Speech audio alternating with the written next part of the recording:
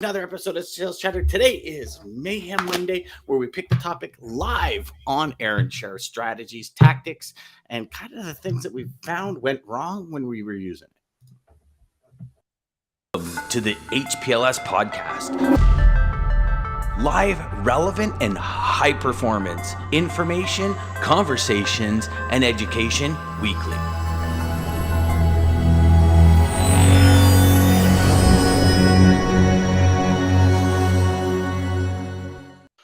Whoa, what did that come up on your side, DJ? Because I have a tie. It's a tie on my side. It's a tie as well. All right. I love you guys. Good morning, Jeff and Lisa. God, you guys are battling up Monday morning. First thing, eh? Awesome. Good morning, Antoine, as well. What's up, man? So, how's the weekend, brother? Good? It was good. It was good. How about you? Good. Oh, fantastic. Work, more work. Work. And then my knee was just killing me yesterday. So I took the day off, actually, which was nice. It was good. It didn't do very much. And then it was funny because my wife and I were talking on the weekend, and I was kind of sitting there when we were taking the day off, and I said, holy good doodle. I have no idea what I'm going to do with myself when this project's over. Like I've realized I don't quite know how to relax. Now be honest. I was just gonna say. So, are you thinking of your next project? Are you actually gonna Yes, which is crazy because there's a ton left to do. But yeah, and I shouldn't, because it's one of these things where we want to enjoy it. Like exactly. When you transform, when you transform an area, right. I've found. Even the last time when we did when I did a major deck at the back and put an outdoor kitchen and everything in, it was a lot of work. It was pretty much a whole summer. But it was like, as soon as it was done, it's like, okay, what's next? But that's very often how our sales happens, right? We go into sales and we're using something, or we're using a sales strategy that works. Yeah. We're like, what's next? What's next? Yes. And we forget. Maybe we neglect to use what works to get to that next level, right? Or you get some great advice and you're like, yes, and you write it down and you never utilize it.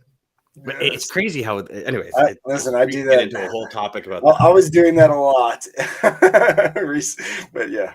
I know what you're saying. Yes, and it's crazy because I think we've talked about paralysis by education quite a few times, and it's funny. I was having a conversation with a student last week where I actually I don't know if I've ever shared this or not, but in discussion with how long it actually takes me to get through training programs. So for example, I'm in two courses, right? Three major courses. And a 20-minute video usually takes me about an hour, maybe an hour and 15 minutes. Notes? Because it's like you hear a portion and you stop, and I make sure I kind of map that out, and then I move to the next, and I map that out and I move to the next. And the last thing I do on the map is, how do I implement it now? And it's so it takes me a while, and I've once I shared that with this gentleman, it was like, really? And I said, yeah, because it's sometimes we have this speed to get to where we want to go. And I don't know if you remember when we had Bob Berg on a while ago, but he had said, you can't push a rope down a hallway, you can pull it. And I don't think there's a better analogy for a Monday morning. How many of us have tried to push a Monday through because we had a crazy weekend, or it was like Super Bowl pushing that rope? Yes. Yeah. And you're trying everything you can, and then the rope's around you and it's coming up over your hands, and you're just like, oh, you're getting so frustrated. Get out of here. Yeah. And instead of walking down to the end of the hall and going, so I don't know. But I don't even know how that came up. I like it. Oh, the weekend. How was your weekend? Great analogy. So, cheapers. Did we just go off the rails there, brother? Or what? I hope it helped. I hope it helped somebody. So here we go. We got a full list. We're gonna go. Ready? What strategy? Stop. I want one of those first ones. Unless unless the pile changes. Okay, so this is actually a really good one. Jeez. It's amazing how things connect. So, intention with every interaction. when a call goes off the rails, intention brings it back. Our conversation just went off the rails. Intention brings it back. Set intention before any action, the difference between doing or doing to accomplish a mission. So those were some of the points that I put down with intention for every interaction. So when you hear that, what do you immediately think of, DJ? Well, again, it goes back to our talk of obviously the Oprah. We've said this a few times when we did talk about intention, but starting the meeting with intention. But I think even before that, it's the plan, and that's where I think that whole rope analogy really ties in perfectly. If you plan your week, you can be at the end of the week pulling that rope. But if you're just reacting or not really setting that intention. I mean, everything I do has some sort of intention to it. I mean, wearing the Cleveland stuff, I'll say it. I'll throw myself out there on blast. I have been trying to move out of here forever. I've been to North Carolina, Phoenix. I've been everywhere. But I'm here. It brings me back here. So I figured, hey, I got to represent it. It's me. And that's my intention of wearing the Cleveland stuff is so when you watch me, you remember. Yesterday, saw a movie on Netflix called Heart of Champions. I don't know if you ever seen it. So, and I should actually Google to see if it's a true story, but it felt like a true story about a rowing team.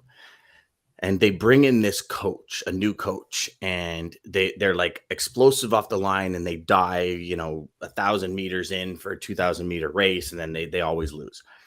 And his first question is, why are you here? And, the cocky captain, he goes, well, this is the training session and you called us. He says, no, why are you here? Like, what is your purpose here? Yes. And, why we do what we do drives every single thing we do. Like if we're aimlessly, and I'm speaking from experience here because I've walked into the office on way more days than I can ever possibly count. No direction, no intention. I got to make sales calls today and just pick up the phone and dial for dollars and dial for dollars and dial for dollars. And then you think you're setting intention. I've done it before where I've figured out, okay, every single cold call is worth $5 or every single cold call is worth $10. And I would print a bill off the internet and tape it to my phone. So every time I, the subconscious, every time I picked up the phone, it was worth $10 and did that. And that worked for like a week. And then aimlessly would walk into work again and walking with that intention to some days walking with the intention to say, I'm going to crush it. And then something would happen and the day would go to, a shit show for lack of a better term. And you'd never get it done. And that's where the intention with every interaction after I heard it from one of my mentors was like, what exactly do you want out of this call? What exactly do you want out of this meeting? What exactly do you want out of this team interaction? What exactly? And what I found, and call it robotic, I know some people agree with it, some people don't. I found I steered away from every conversation that didn't have intention. And I would just literally leave the room. And that would be as much as salespeople stopping by my office and just saying, hey, you have a second? So what's going on? And I'm like, look at him. Is there a question? No, I was just calling to see how you're doing. And I'm like, yeah, no time for that. Sorry. And call it good or bad, because I know there's collaboration and there's inter-office, camaraderie. But I don't know. I got to the point where I was like, okay, I'll be polite and I'll be, a colleague, but like, we're not friends. I leave the company and brother, when I left, I really don't speak to anyone from there. The odd time I'll call somebody when I'm driving through town. I'll call one of the managers because he was a really cool guy, Peter. But and so for me, it turned into that, okay, what's the mission? And it's probably overboard, full transparency. I understand that, but it was every day driving in. Yeah. I would do my automobile university, and about 5 minutes, 10 minutes before the office, I'd shut everything off and the car would be silent. And I'd literally talk to myself and say, okay, what's the intention for today? Like, what do I need to get done? What is going to help me move forward in my big 5 moves? How am I going to plan it? What is the intention? So what is my direction when I walk in the office? And I'd walk in like a SWAT team, like in just tunnel vision towards the goal. And I remember some people saying like, yeah, but you know what, Dan, like, people are going to think you're an asshole and all that. And I'm sure some people do. But I don't know. I find that when we have that intention and listen, maybe I took it too far again, but what if you block out an hour and set a like super intention and just get it done? And then block out another hour and then get an intention. And maybe you block out 30 minutes to walk around the office and say hi to everybody. And the intention is to maybe, and here's the set point on this, right? What is the intention of walking around the office? Is it to make people feel better when you leave than when you got there? Great intention, right? Is it maybe to help them become great conversationalists and ask them really great questions to help them? Maybe it's to practice how to ask questions for your sales calls. Like there could be all these intentions when it comes to chatting with colleagues. You know what I'm saying? Does that make sense? Oh yeah, no, absolutely. And I think you nailed it on the head when you said blinders on. I mean, that is what, when I think of intentions, when I think of setting clear, Tom Bill, you talked a lot about clarity, and he think, just first principle, thinking from first principle, and really just being super clear on things. And I've always really just simplified that. So I think that was something that was always easy, that made me kind of take those risks. But I think that's what we have to realize, guys. If you feel like and I've done, Dan, you said it, I'm guilty of it all the time. You feel like you're wandering around, like you have no clue what you're supposed to do in the next 15 minutes or next, even in what you're trying to do, period. You're walking around aimlessly. Stop and just give yourself a minute and really set, like Dan said, have that talk with yourself. I do the same thing. Okay, why am I doing this right now? What am I either running from? What am I hiding from? What am I delaying doing? What is going on? But I'm not doing what I'm supposed to be doing.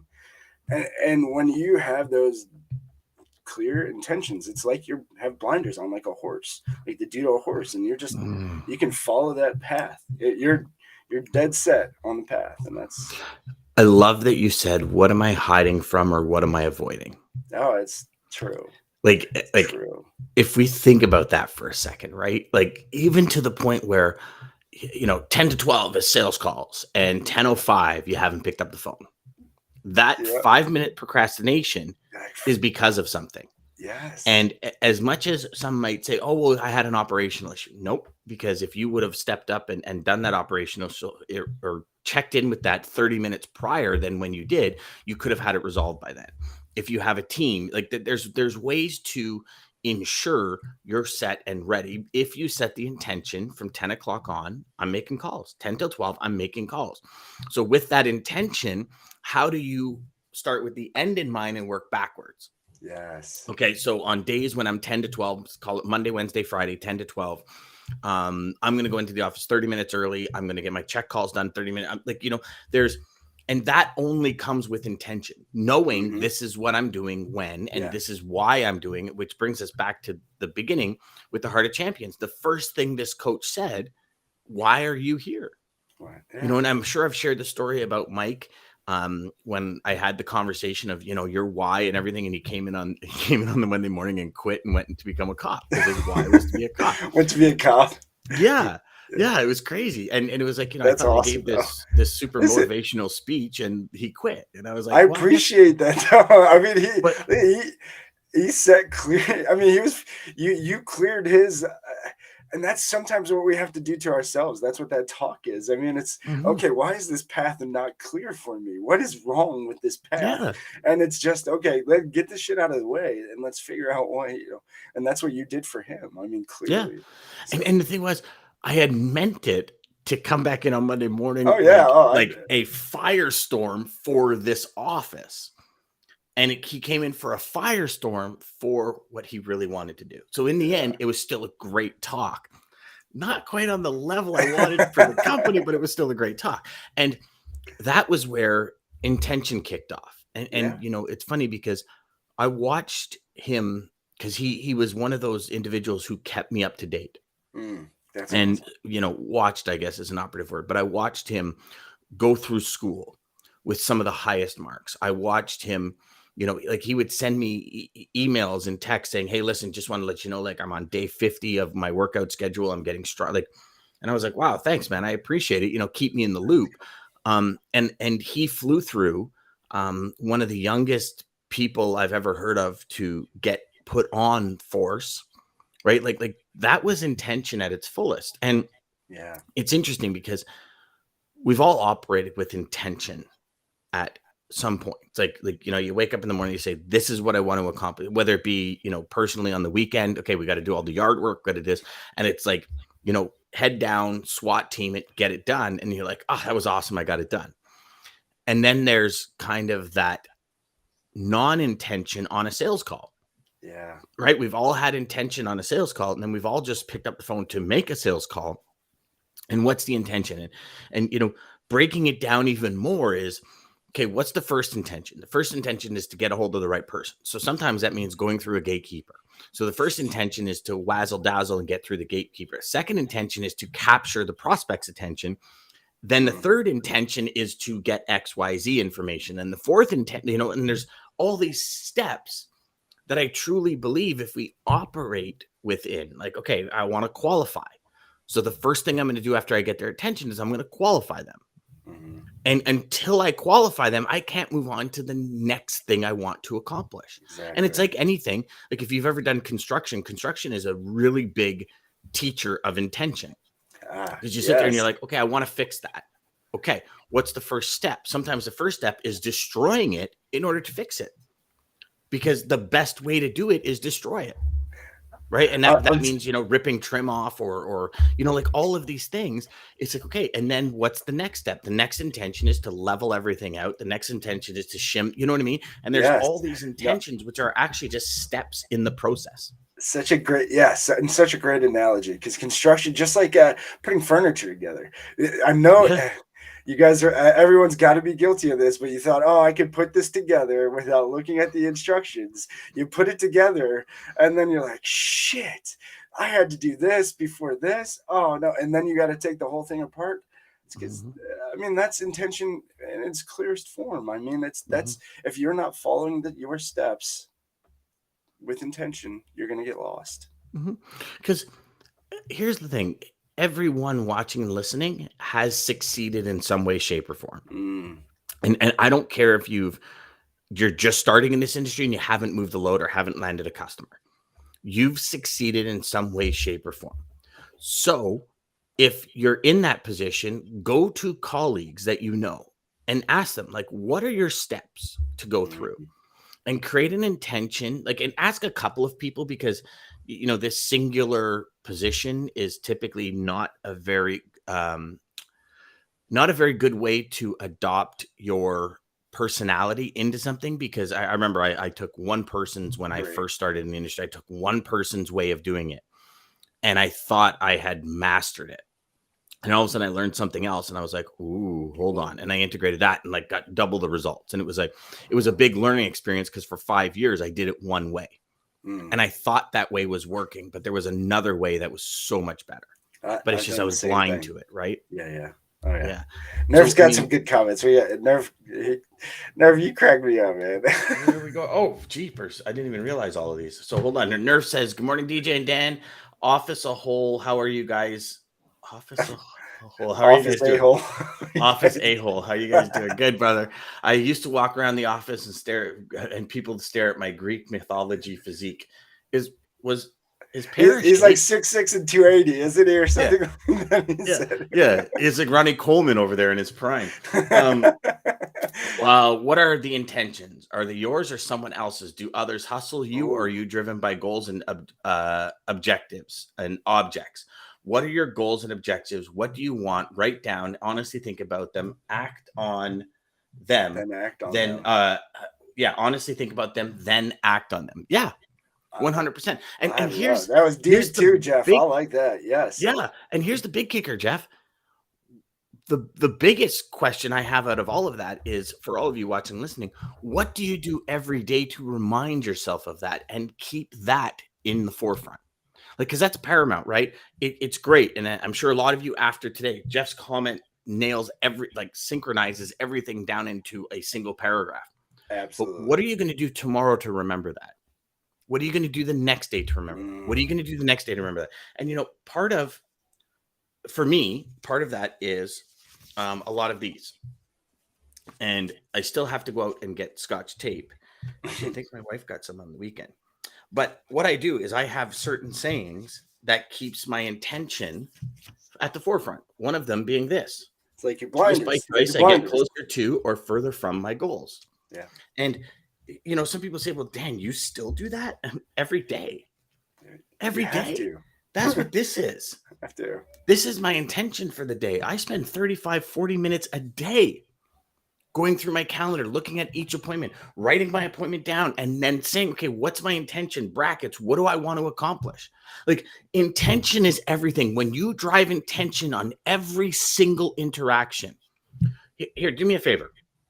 1 week, every one of you do the work to say, I have this meeting. What is my intention? I have this meeting. What is my intention? And keep that intention, even if it's on a piece of paper right in front of you while you're doing what it is you're doing.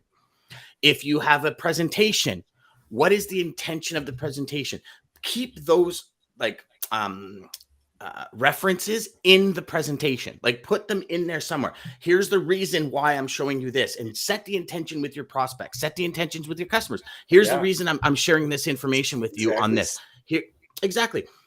I guarantee you without a shadow of a doubt, just as sure as it's going to get dark tonight, you will be so much further ahead, and the week will feel like you absolutely crushed it. 1 week. And to make it such a habit, I mean, do it with everything. Do it with your significant other. Do it with your kids. This is why I'm telling you this, and set the intention. Start. And literally, I think if you can set the intention in the beginning with everybody, it'll become such a habit. That's actually a great idea. That's actually a great. I tend to do that more on the business side than anything, but that's actually a really good idea, DJ. It helps. Yeah, that's crazy. It helps. and that's the key, right? That's the big key. Is if everyone is on, and not only that, if you set the intention, like, hello, Mr. Prospect. I know I outbound called you, but my intention is to figure out if we connect, and then let's talk about working together. Does that sound fair? Yes. Now you're on the same page. Yes. In the conversation, and talk about the same page in the conversation. We are now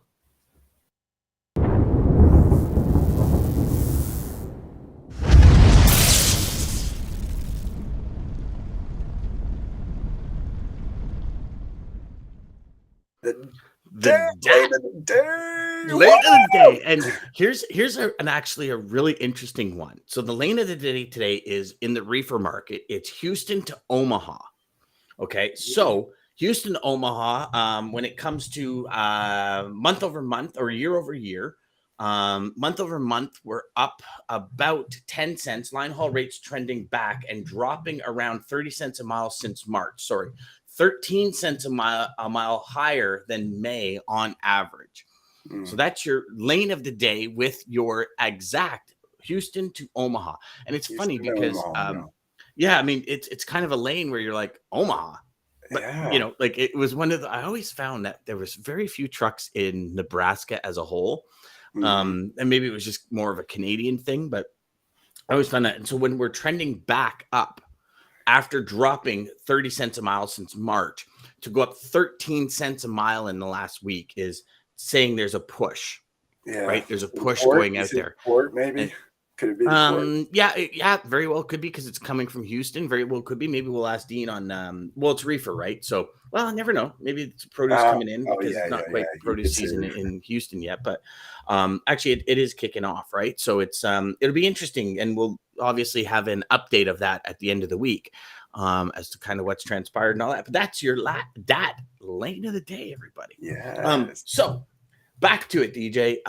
What are the? And I know we're. Actually, we'll be pretty good on time. We're doing pretty good. We're not getting ahead of ourselves. I'm watching the clock, so we're not going to go over too much, I promise.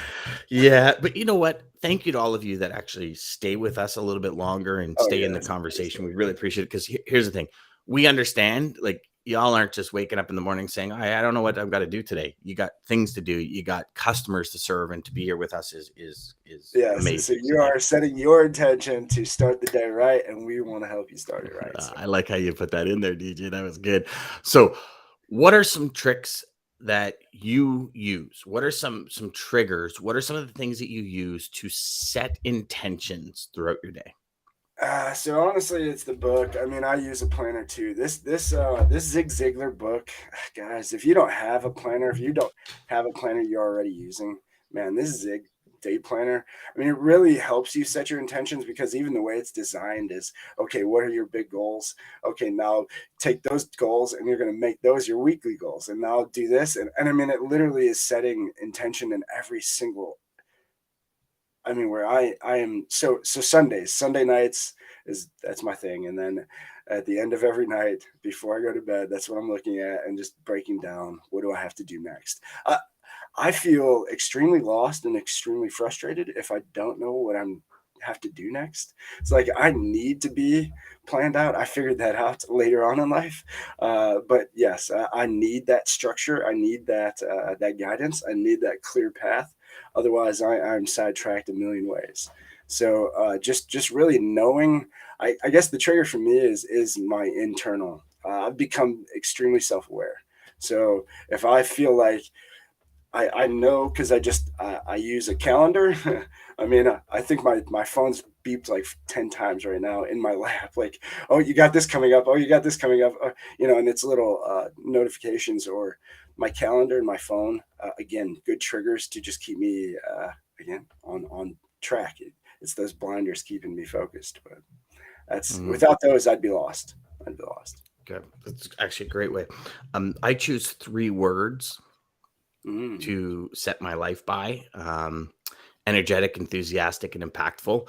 And I set those 3 words to go off 5 times a day as one trigger for me. So if I'm feeling low on energy, energetic, enthusiastic, impactful, those are the words you want to live by. That's the note kind of every 3 to 5 times a day. Same thing. I most nights I sit down with my agenda. If I don't do it at night, I do it 45 minutes, an hour in the morning. I ask myself certain questions: who needs me on my A game, all that kind of stuff that we've been over a couple of times. One thing I do is I say, what can I get excited about today? And I answer that in depth. What word describes me today? I answer that. I look at my notes all the time. And for me, the biggest thing for me when it came to intention is every single thing that I put in my agenda, as I write it and as I book the meeting, because I don't know about you, DJ, but I like have meetings booked a month out, right? And you have a conversation with the individual, and this is where the next setup and the intention of the next setup done in the present really helps. Because what I do is I set the meeting, and then in brackets, like in my calendar and in my agenda, I put under notes, like personal notes, not that get sent to the invitee. Oh, yeah. My intention based on the conversation, because like you, sometimes it's like, oh yeah, I remember that conversation, but certain words and certain mannerisms, certain emotion in the conversation dictate that route. And I've found it to be extraordinary when I put the intentions of the next meeting now. So if you and I had a meeting in a month and we talked about something, I said, okay, the intention is to do this. Once that's done, do this. Once that's done, do this. Once that's done, do this. And then I just kind of flush it out of my system. But when I'm setting up the meeting, it comes, a month time, and I'm sitting down, I'm like, oh my gosh, I got my meeting with DJ tomorrow. And I look at them like, yes, those are the intentions. So I rewrite them in the agenda. And for me, that's kept me on track in business meetings, like hands down. And I love the way you explain that. It's like checkpoints in a video game. I was just playing Sonic, and it's like those little, like that little, every time that little bar there.